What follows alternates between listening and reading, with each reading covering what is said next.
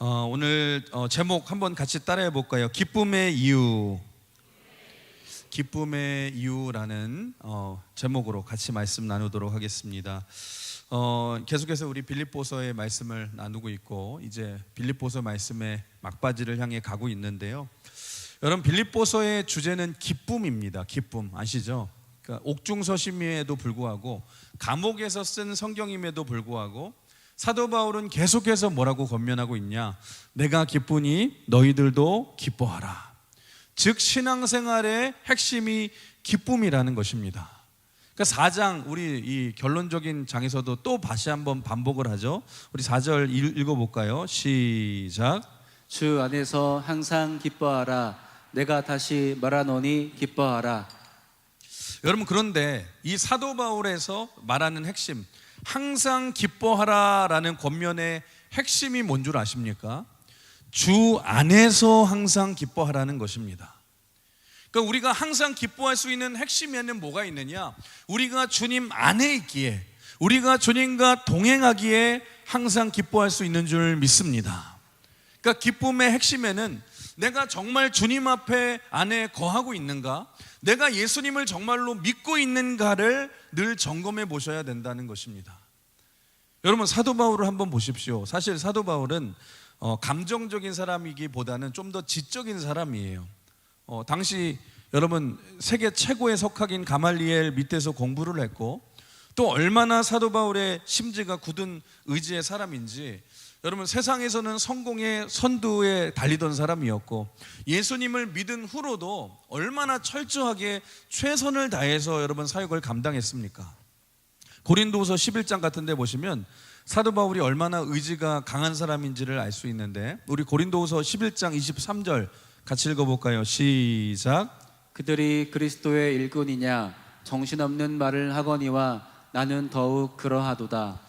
지금 사도 바울이 이렇게 말하는 거예요. 너희가 그리스도의 일꾼이라고? 정신없는 말로 들릴 수 있겠지만 나는 더한, 더 100배나 더한 사람이야. 그러니까 어떻게 보면 교만하게 보일 정도로 나는 더한 예수 그리스도의 일꾼이라고 사도 바울이 말하고 있죠.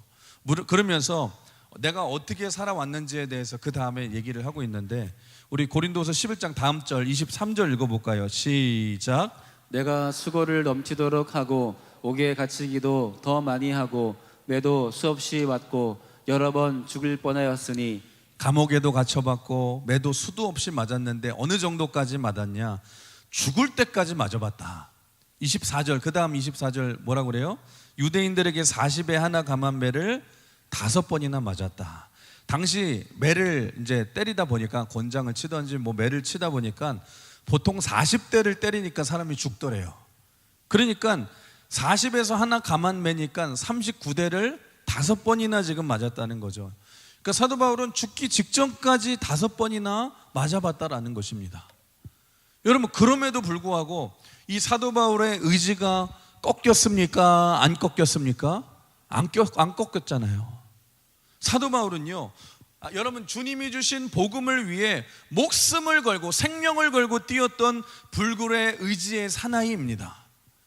그러니까 예수님께서 자신에게 주신 이방인의 사도라는 이 귀한 사명을 감당하기 위해서 생명을 걸고 뛰었던 대단한 인물이에요. 근데 여러분 아시죠? 이렇게 의지가 강한 사람들, 센 사람들을 보시면 보통 감정의 영역이 굉장히 약하지 않습니까? 아니, 감정이 풍부한데 어떻게 굳건한 의지를 유지할 수 있겠습니까? 그럼에도 불구하고 사도 바울은 언제나 건강한 감정을 가지고 살았다는 거예요. 여러분, 이게 어떻게 여러분 가능한 줄 아십니까? 놀랍지 않습니까? 아니, 어떻게 저렇게 지적으로 강력한, 또 지적이고 이 의지가 강력한 사람이, 아니 그러면 감정이 바닥을 쳐야 되는데 어떻게 저렇게 건강한 감정을 유지할 수 있을까? 여러분, 지금 오늘 상황도 보세요. 빌립보서는 옥중서신이에요. 감옥에 갇힌 여러분 상황인데 감정적으로 좋을 리가 없습니다. 그런데 늘 외치는 게 뭐예요? 주 안에서, 웃으면서 말하잖아요. 주 안에서 너희는 기뻐하라. 심지어 빌립보서 1장 같은 데 보시면 더 열받는 상황이 나오죠. 바울이 감옥에 갇혔다고 하니까 전에 바울을 시기하고 질투하던 사람들이, 같이 믿는다는 사람들이, 소위 믿는다는 사람들이 바울이 감옥에 갇혔다고 하니까 더 괴로움이 더할 줄 알고 신나게 밖에서 전도를 하고 있다는 얘기를 여러분 듣게 된 거예요. 여러분, 바울이 얼마나 열받겠습니까? 아니, 어떻게 같은 믿는 사람들끼리 저럴 수 있을까? 그런데 바울이 그런 상황에서도 낙심하지 않아요. 분노하지 않습니다. 오히려 휘쭉휘쭉 웃으면서 뭐라고 말합니까? 이러면 어떠하리 저러면 어떠하리, 전파되는 것은 그리스도니 내가 기뻐하고 또 기뻐하노라. 할렐루야 찬송이 저절로 나네. 아침이니까 조금 피치가 안 맞는데 여러분, 그런데 이런 사도 바울의 절대 기쁨이 가능했던 이유가 뭐냐? 사도 바울은 언제나 주 안에서 기뻐했고 주님과 동행하는 삶을 살았기에 감정의 주도권이 내가 아니라 하나님께 그것을 맡겼기에 항상 기뻐할 수 있었다는 것입니다. 지금 보세요. 사도 바울이 나이를 먹고 감옥에 갇혀 있고 이 동역자들은 내 곁을 다 떠나갔고 이제 내 시대는 다 끝난 것 같습니다. 그러면 낙심해야 되잖아요. 보통 여러분, 기쁨이 없는 사람들의 특징이 뭐냐? 여러분, 이기주의자들입니다. 좀 이기적이에요. 내가 뭘 해야 되는데, 내가 드러나야 되는데, 여러분, 사실 내가 낙심된다는 얘기도 내 자아가 살아있으니까 여러분 낙심이 되는 것 아닙니까? 그런데 생각해 보세요. 내 인생을 하나님이 주관하신다고 내가 믿는다면 여러분, 무슨 낙심이 오겠습니까? 하나님이 나를 크게 쓰시던 나를 작게 쓰시던 하나님의 뜻대로 내가 쓰임을 받는다면 낙심할 이유가 없잖아요. 그래서 우리 빌립보서 1장 18절 같이 읽어볼까요? 시작. 그러면 무엇이냐? 거칠애로 하나 참으로 하나 무슨 방도로 하든지 전파되는 것은 그리스도니 이로써 나는 기뻐하고 또한 기뻐하리라. 아멘. 이게 사도 바울의 여러분 기쁨의 핵심이라는 것입니다. 감정의 주도권을 하나님께 맡기니까 사도 바울이 주 안에 거하니까 어떤 상황 속에서도 크게 기뻐할 수 있지 않습니까? 사랑하는 성도 여러분, 잊지 마십시오. 여러분, 우리의 삶의 주인은 예수님이신 줄 믿습니다. 주님이신 줄 믿습니다. 그러면 주님만 영광 받으시면 그걸로 되잖아요. 여러분, 사도 바울의 고백을 보십시오. 사도 요한의 고백을 보십시오. 세례 요한이 뭐라고 고백합니까? 우리 한번 따라해 볼까요? 그는 흥해하고 나는 새하여야 하리라. 여러분, 세례 요한과 같은 우리가 이런 마음만 가지고 있다라면 여러분, 인생에 무슨 고민이 있겠어요? 나는 아무것도 아닙니다. 나는 새하여야 합니다. 주님만 영광 받으시면 됩니다.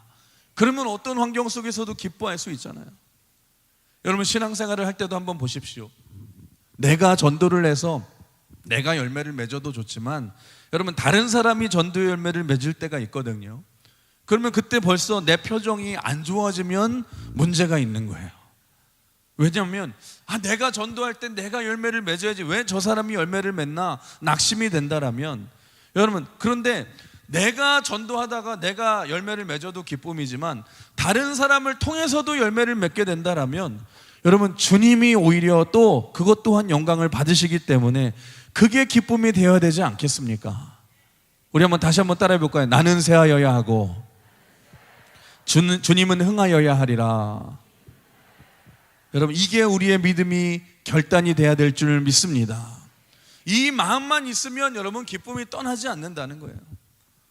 봉사를 할 때도 마찬가지예요. 주님은 흥해야 하고 나는 새하여야 하리라. 이 마음으로 여러분이 섬긴다면 여러분, 그 마음으로 해야 되는데 우리가 일을 하다 보면 어떻습니까? 그 일이 내 기득권이 되어버려서 이렇게 마음 먹는 게 더 힘들어져요.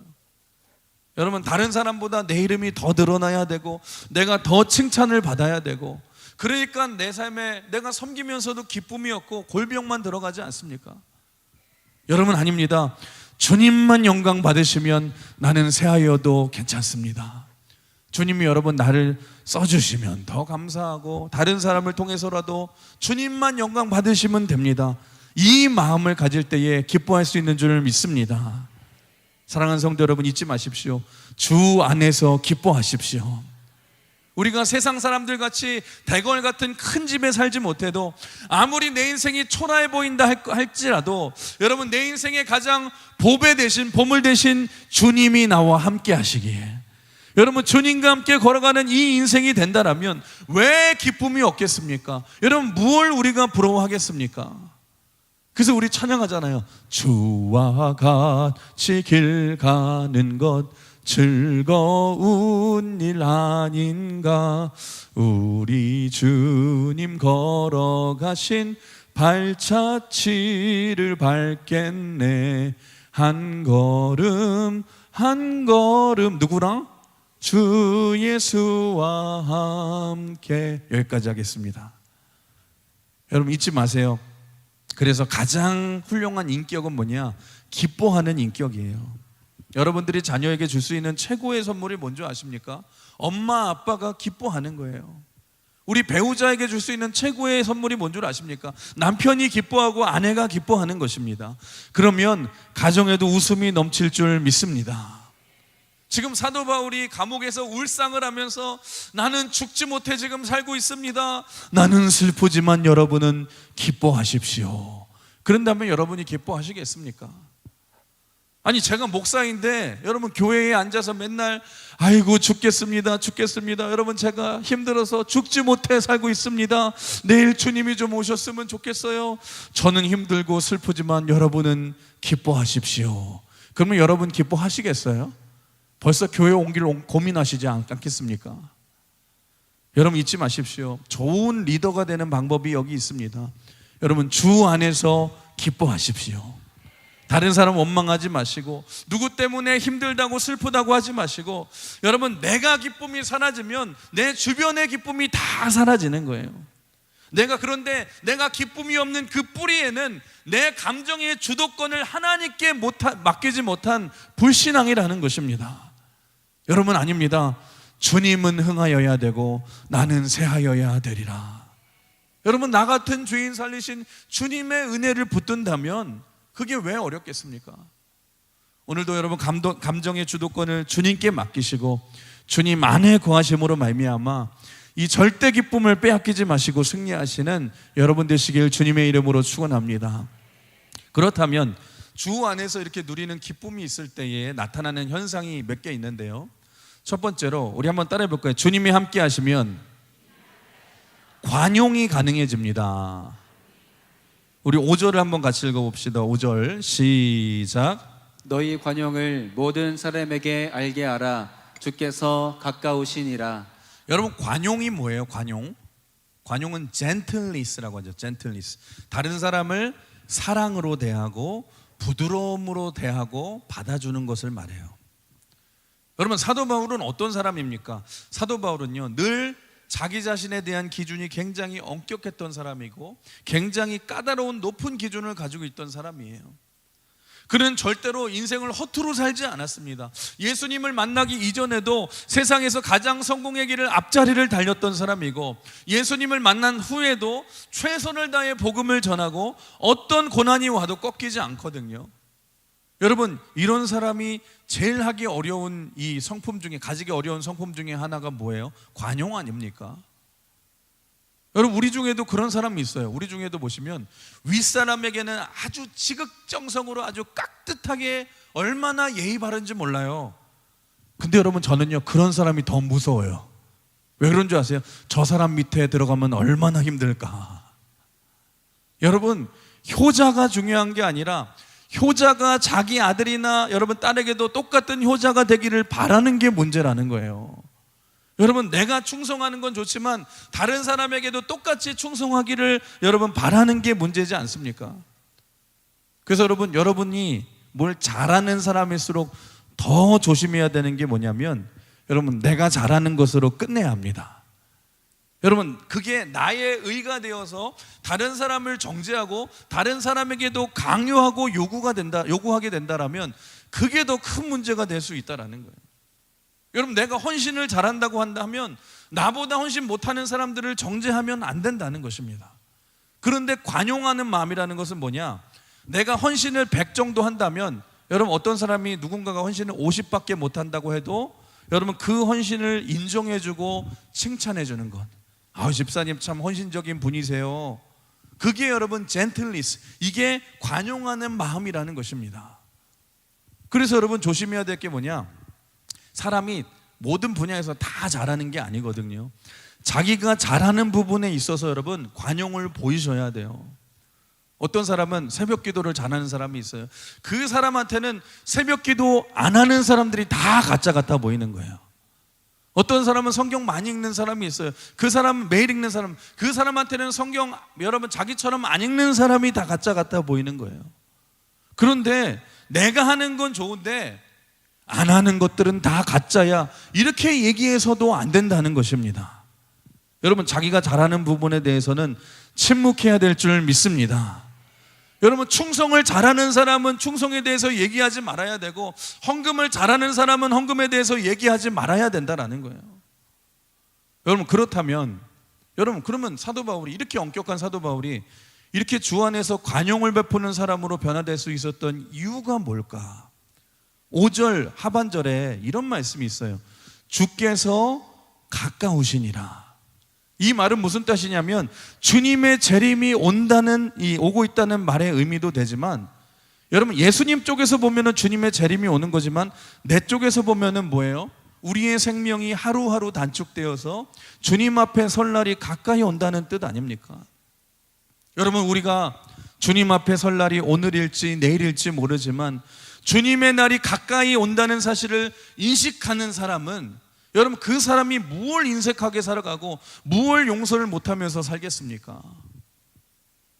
여러분, 철학자 김영석 교수님이 100세가 넘으셨죠. 이제 쓰신 책이 있어요. 100세를 살아보니라는 책을 쓰셨는데, 누가 이렇게 자신에게 물었다는 거예요. 교수님, 100세를 사시면 기분이 어떠십니까? 100살 정도를 살았는데 기분이 어떠냐고 그랬어요. 그랬더니 이런 말을 했어요. 100년 정도를 살아보니까요, 미운 사람이 하나도 없어져요. 하나도 없는 거예요. 그래서 그러니까 이 사람이 놀라잖아요. 기자가, 아니 어떻게 미워하는 사람이 없을 수 있습니까? 그게 어떻게 가능합니까? 그랬더니 주옥 같은 주옥 같은 말을 하셨는데, 뭐라고 말씀하셨냐? 왜냐하면 이미 다 죽었대요. 미워할 사람들이 자기보다 먼저 다 죽었다는 거예요. 미워하고 싶어도 여러분 죽었으니까 미워할 수가 없다라고. 여러분 보십시오. 우리가 태어날 때는 순서가 있어도 주님 앞에 갈 때는 여러분 순서가 없지 않습니까?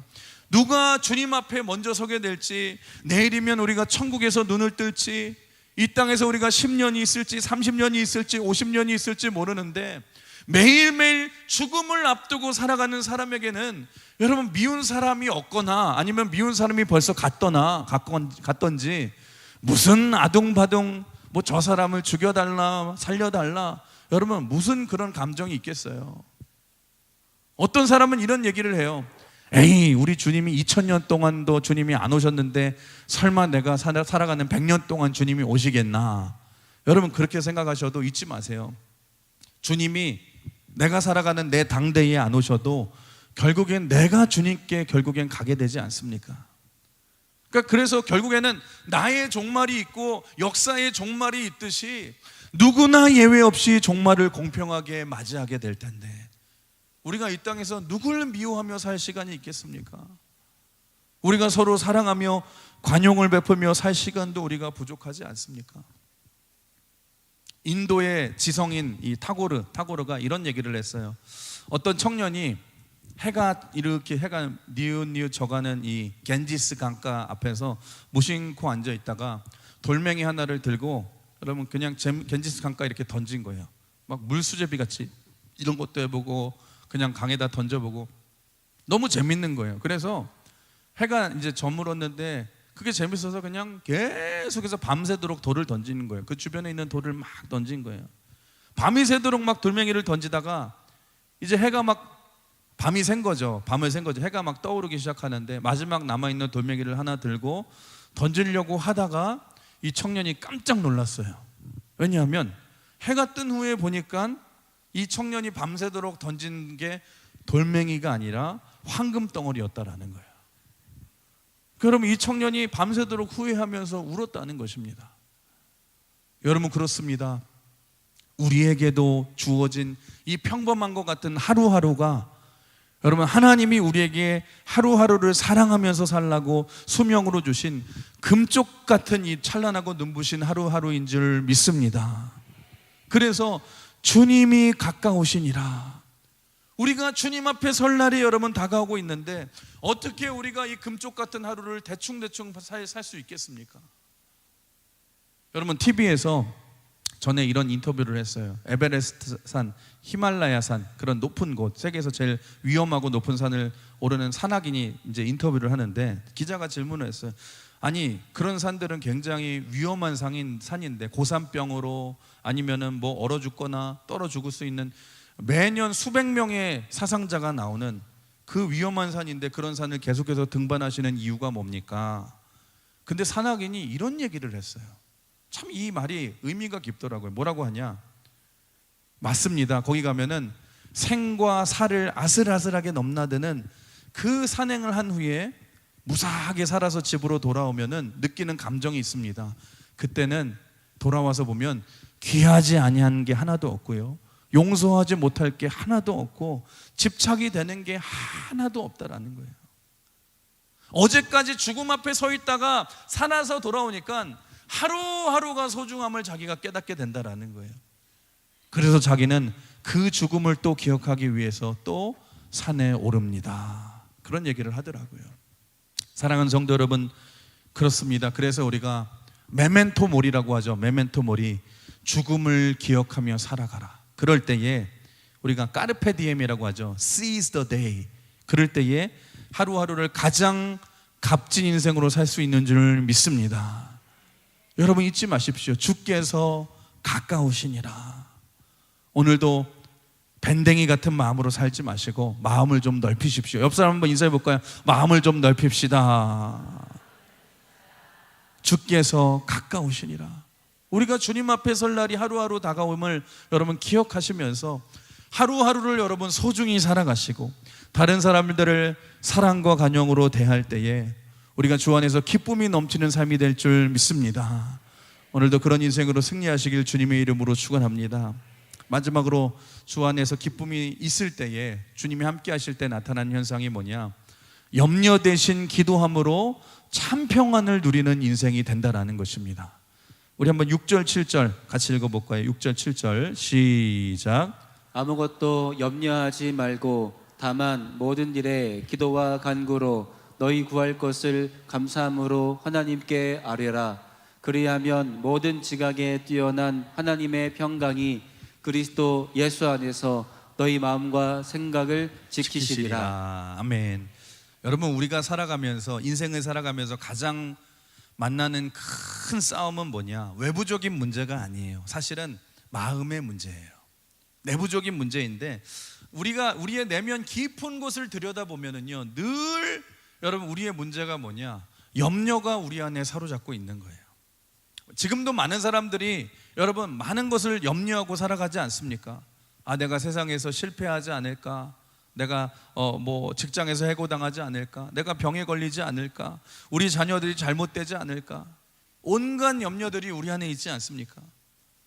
많은 사람들이 여러분 이 염려의 문제가 환경의 문제 때문에, 환경 때문에 염려가 온다라고 생각하는데 아닙니다. 실제로 여러분 염려의 문제는 마음의 문제거든요.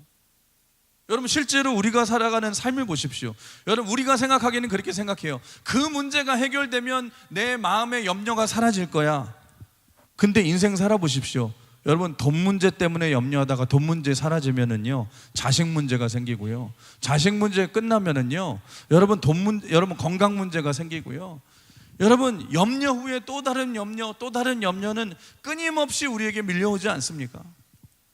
결국 문제는 뭐냐? 문제가 가득한 이 세상에서 믿음으로 승리하기 위해서는요, 환경이 아니라 마음을 잘 다스리는 것이 중요하다라는 것입니다. 예수님이 뭐라고 말씀하십니까? 너희는 목숨을 위하여 무엇을 먹을까, 무엇을 마실까, 몸을 위하여 무엇을 입을까 염려하지 말라. 목숨이 음식보다 중하지 아니하며 몸이 의복보다 중하지 아니하냐. 무슨 말입니까? 환경 바라보고 염려하지 말라라는 것입니다. 그렇다면 여러분 염려를 사라지게 하는 방법은 딱 한 가지인데 그게 뭐냐? 한번 따라해 볼까요? 염려를 하나님께 맡겨야 합니다. 그러니까 신앙생활은 뭐냐? 간단합니다. 염려가 올 때마다 하나님께 맡겨야 되는데, 그러면 여러분, 하나님께 맡긴다고 하는데 어떻게 해야지 염려를 하나님께 맡길 수 있습니까? 아니, 우리 하나님이 전지하신 하나님, 모든 것을 다 아시는 하나님이어서 내가 가만히 앉아 있어도 하나님이 다 알아서 해주시는 거예요? 여러분, 아닙니다. 여러분, 신앙생활은 뭐냐? 여러분, 믿음은 염려도 하나님께 맡겨야 되는데, 맡기는 방법이 뭐예요? 여러분, 한번 따라해 볼까요? 염려가 올 때마다 기도해야 합니다. 여러분, 그렇습니다. 어떻게 하나님께 염려를 맡기는 거냐? 기도로 맡겨야 될 줄 믿습니다. 그래서 고린도후서 1장 10절 한번 같이 읽어볼까요? 시작. 그가 이같이 큰 사망에서 우리를 건지셨고 또 건지실 것이며 이후에도 건지시기를 그에게 바라노라. 여기 보시면 하나님께서 우리의 삶을 인도하시는데, 지금 뭐라고 그래요? 과거에도 인도하시고 현재에도 인도하시고 미래에도 우리를 인도하시고 도와주실 줄 믿습니다. 이게 하나님의 약속이에요.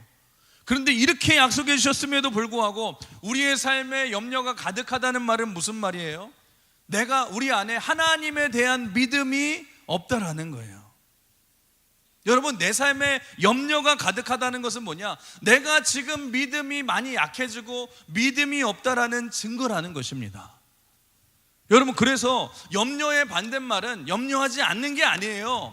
여러분, 염려의 반대말은 뭐냐? 기도하는 거예요. 염려하고 동의어는 내가 기도하지 않는 거예요. 예수님이 이렇게 말씀하셨지. 마태복음 6장 25절 읽어볼까요? 시작. 그러므로 내가 너희에게 이르노니 목숨을 위하여 무엇을 먹을까 무엇을 마실까 몸을 위하여 무엇을 입을까 염려하지 말라. 예수님은 여러분, 염려하지 마시기를 바랍니다 권면하는 수준이 아니에요. 뭐라고 말씀하시냐? 명령입니다. 너희는 염려하지 말라. 염려하지 말라라고 말씀하세요. 여러분, 염려하지 말고 뭘 해야 된다고 말합니까? 여러분, 염려하지 말고 기도할 때 하나님이 지켜주신다는 거예요. 오늘 본문 6절 우리 다시 한번 읽어볼까요? 그래서 시작. 아무것도 염려하지 말고 오직 모든 일에 기도와 간구로 너희 구할 것을 감사함으로 하나님께 아뢰라. 아무것도 염려하지 말고 모든 일이래요. 큰 일만 기도하는 것이 아니라 작은 일까지도 모든 일에 다 기도와 간구로 구하라고 말합니다. 여러분, 그렇습니다. 믿음이 없으십니까? 하나님께 구하십시오. 믿음도 주실 줄 믿습니다. 염려하지 말고 하나님께 구할 때에 하나님이 응답해 주신다는 거예요. 마귀는 우리를 어떻게 속이냐? 아이, 기도한다고 뭐가 해결돼? 돈이 있어야지 되지. 돈이 최고지. 마귀는 우리에게 그렇게 얘기해요. 근데 여러분, 정말 그렇습니까? 돈이 우리의 모든 문제를 해결해 줍니까?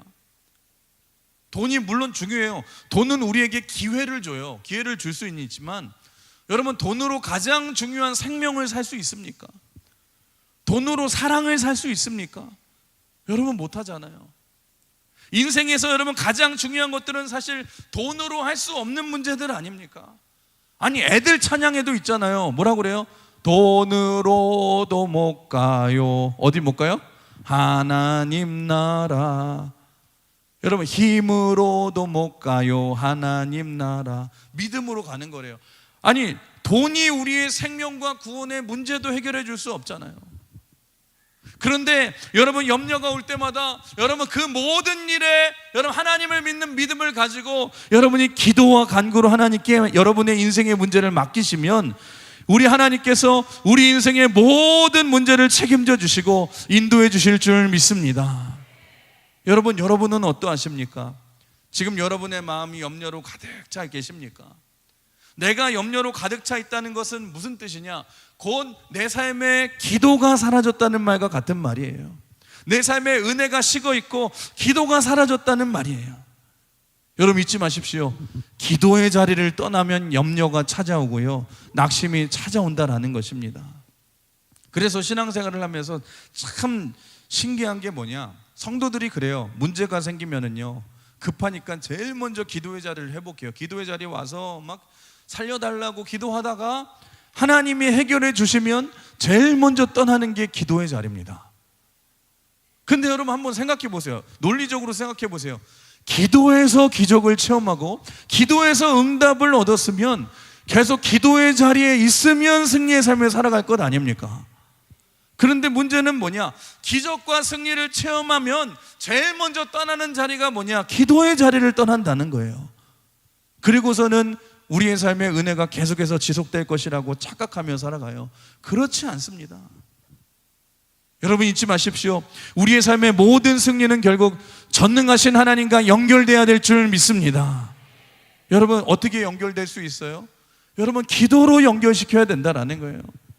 여러분 기도해야지 하나님이 일하실 줄 믿습니다. 기도해야지 여러분 기적을 체험할 줄 믿습니다. 기도해야지 하나님이 인도해 주실 줄 믿습니다. 염려하지 말고 기도하십시오. 그렇게 기도할 때 어떤 일이 벌어지냐? 7절 읽어볼까요? 7절 시작. 그리하면 모든 지각에 뛰어난 하나님의 평강이 그리스도 예수 안에서 너희 마음과 생각을 지키시리라. 아멘. 여러분 정말 믿으십니까? 저도 그래요. 여러분 목회를 하다 보면은 이 문제 저 문제 여러분 내 힘으로 감당하지 못할 것 같은 순간이 순간순간 자주자주 찾아옵니다. 그러면 신기해요. 여러분 그때 하나님께 기도하기 시작하면은요 이상하게 문제가 여러분 술술술술 풀리기 시작하는데 신기한 것은 내가 생각했던 생각으로 풀리진 않습니다. 여러분 하나님의 방법으로 생각지도 못한 방법으로 풀어주실 때도 많고요. 여러분 합력하여 선을 이루심을 제가 늘 체험하게 돼요. 그때마다 드는 생각이 뭔 줄 아십니까? 하나님이 도와주시지 않으면 절대로 내가 이 목회도 할 수 없겠구나. 여러분은 어떠하십니까? 여러분 염려만 하지 마시고 고민만 하지 마시고 기도한다고 말만 하지 마시고 여러분 기도해 보시길 주님의 이름으로 축원합니다. 그러면 염려가 떠나가고 하나님의 평강으로 마음과 생각을 지켜주실 줄 믿습니다. 그런데 요 한 가지만 말씀드리고 싶어요. 기도할 때 이거 한 가지는 여러분 꼭 명심하셨으면 좋겠어요. 그게 뭐냐? 기도라는 것은 뭐냐? 다른 사람에게 부탁하기 이전에 내가 먼저 기도를 해야 된다는 거예요. 여러분 많은 사람들이 기도라는 것을 그렇게 생각해요. 마치 자판기와 같이 우리가 동전을 넣으면은 여러분 음료수가 나오듯이 하나님께 조르고 여러분 문제 생길 때마다 뭐 하면은 하나님이 응답을 주신다고 생각하는데 여러분 그게 기도가 아니에요. 기도의 핵심이자 원리가 뭐냐? 여러분 하나님과의 관계입니다. 기도의 핵심은 하나님과의 관계예요. 우리가 하나님을 아버지라고 부르는 아버지와 자녀의 친밀한 관계에서 우리가 때로는 기도할 때 하나님이 사랑하는 자녀에게 응답을 주듯이 여러분 기도의 핵심은 뭐냐? 하나님과의 관계라는 거예요. 그래서 기도는 뭐예요? 여러분 하나님 앞에 계속해서 관계를 쌓고 하나님과 친밀하게 교제하고 내가 기도를 해야죠. 내가 기도해야죠. 남에게 기도를 여러분 부탁하기 이전에 내가 먼저 스스로 기도해야 될 줄 믿습니다. 하나님과의 친밀한 관계 속으로 들어가서 그 친밀함을 경험하셔야 돼요. 주님이 내 삶의 주인 되심을 여러분들이 체험하셔야 돼요. 그러면 염려가 올 때마다 우리가 아버지께 기도하고 나아가면 우리의 마음과 생각을 지켜주시는 하나님의 은혜를 날마다 체험하며 누리게 될 줄 믿습니다. 그게 사도 바울이 날마다 그 고난 중에서도 염려하지 않고 기도로 승리했던 이유라는 거예요. 우리 한번 따라해볼까요? 염려하지 말고 기도합시다. 옆 사람 인사해 봅시다. 염려하지 말고 기도합시다. 오늘도 삶의 여러분 염려의 순간순간마다 하나님께 구하시고 기도하심으로 말미암아 여러분의 삶에 참 평안과 기쁨을 누리며 승리하시길 주님의 이름으로 축원합니다. 오늘 말씀을 정리하겠습니다. 사랑하는 성도 여러분, 이 말씀 하고 마칠 텐데 찬양 중에 그런 찬양이 있어요. 예수 늘 함께 하시네 라는 찬양이 있어요. 고단한 인생길 힘겨운 하루도 예수 내 마음 아시네. 지나간 아픔도 마주할 세상도 예수 내 마음 아시네. 그 다음에 뭐라고 고백하냐? 믿음의 눈 들어 주를 보리 이 또한 지나가리라. 주어진 내 삶의 시간 속에 주의 뜻 알게 하소서. 이런 찬양이 있는데 이 찬양을 만든 사람이 누구냐? 마커스라는 찬양팀의 리더 중에 소진영이라는 자매가 있어요. 이 자매는 20대 때에 혈액암에 걸렸습니다. 혈액암에 걸렸으니까 얼마나 중병입니까? 시집도 못 가고 또 이제 약물 치료를 해야 되기 때문에 장가도 아이도 못 낳고, 가능성은 여성으로서의 암도 힘든데 가능성을 다 빼앗겼으니까 얼마나 낙심이 되겠어요. 그러니까 어느 날 하루하루를 낙심하며 하루하루를 내가 불행하다고 생각하며 그렇게 살고 있는데, 어느 날 하나님 앞에 기도하는 중에, 내가 염려하지 말고 기도해야겠다 하면서 기도하는 중에 하나님께서 이 자매에게 그런 마음을 주시는 거예요. 그렇지, 하나님이 내게 주신 생명은 오늘 있다가도 들풀처럼 내일 없어지고 내일 내가 주님 앞에 설 수 있는데, 내가 하루하루를 이렇게 염려하면서 나을 것만 기다리지 말고 이 금쪽 같은 하루하루를 내가 하루를 살아도 내가 기쁨으로 살아야겠다. 그 마음을 가지고 쓴 가사가 2절입니다. 하루를 살아도 기쁨으로 살리 예수 늘 함께 하시네. 내가 하루를 살아도 기쁨으로 살아야겠다. 후회도 염려도 온전히 맡기리 예수 늘 함께 하시네. 여러분, 이렇게 염려 대신 기도하며 주님께 맡기며 매일매일 찬양하며 기도하는 삶을 살아가니까 여러분, 주님이 기적을 일으켜 주셔서 이 자매가 여러분 나중에 결혼도 했고, 여러분 약물 치료도 다 이겨내고 임신도 하고 애도 한 명 낳았고요. 여러분, 지금도 찬양하면서 이 자매가 그런 얘기를 해요. 자기는 매일매일이 마지막인 것처럼, 하지만 기쁨으로 찬양하면서 하루를 살아가게 되었다고. 왜 그런 줄 아십니까? 여러분, 하루를 살아도 내가 기쁨으로 살리. 왜냐하면 예수님이 지금도 나와 함께 하시기에, 내가 주 안에 있기에, 주 안에 거하기에. 여러분, 이게 바로 사도 바울의 기뻐하라는 고백 아닙니까? 사랑하는 성도 여러분, 그렇습니다.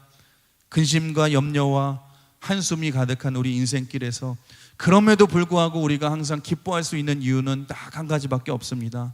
지금도 우리가 주 안에 있기 때문이고 주님이 우리와 함께 하시기 때문인 줄 믿습니다. 여러분, 잊지 마세요. 매일매일 우리의 하루하루가 하나님이 주시는 찬란한 여러분 선물임을 기억하시면서, 날마다 우리가 여러분 날마다 주님 앞에 설 날이 하루하루 가까이 옴을 기억하시면서, 오늘도 여러분 미워하고 여러분 누굴 시기할 시간이 어디 있습니까?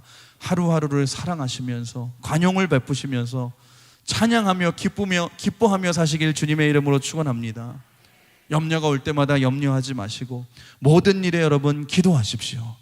그럴 때 하나님이 주시는 참 평안을 누리면서 우리가 이 믿음의 길을 기쁨으로 걸어가시는 저와 여러분 되시길 주님의 이름으로 축원합니다.